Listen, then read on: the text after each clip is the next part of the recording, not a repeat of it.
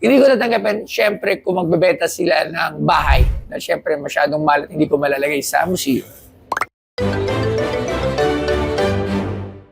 Hi, ATM, I'm Boss Toyo. I'm going to take 5. Ayan.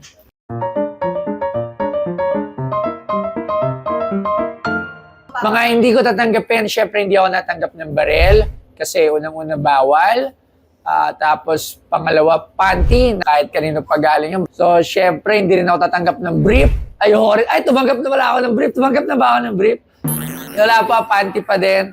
Hindi ako tatanggap syempre ng human waste. Kahit anong mangyari, babay-maya may magdala sa akin ng lab sample nila. O hindi ko rin tatanggapin kahit sino pa yan. Panlima. Hindi ko tatanggapin, syempre, kung magbebenta sila ng bahay na syempre masyadong mahal at hindi ko malalagay sa museo.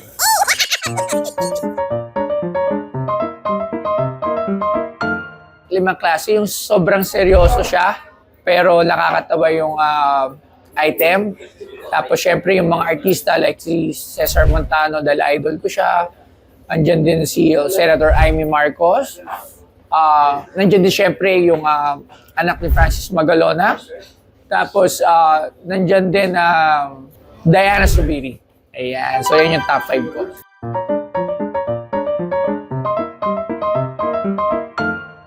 Coins, World War memorabilia, newspapers, magazine, at cards.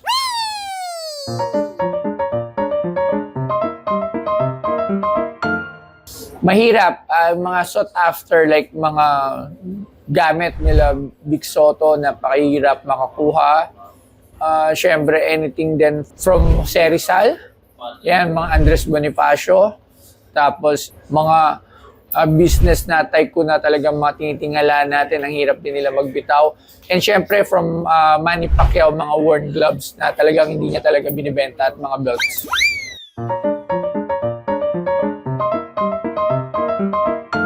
Sobrang daming fake sa coins. There are talagang daming fake coins, lalo na yung mga mahaling coins. Ilang beses ko na na-encounter yan. Mga fake signatures, ang dami din yan.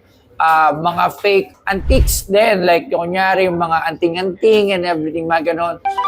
Fake beliefs din na binibenta, yung mga orasyon and something na mga ganon. Fake item ng isang legendary na tao, like parang yung kay Nardong Putik. Sinabi na kay Nardong Putik daw, pero hindi naman pala. So ini-invite ko kayo, open na po ating Pinoy Pawn Stars. So pwede na po kayong mag-visit doon. May entrance siya, napakamura lang naman. So visit para makita nyo lahat ng gamit ng mga sikat doon sa aking munting bahay. So welcome kayo lahat doon.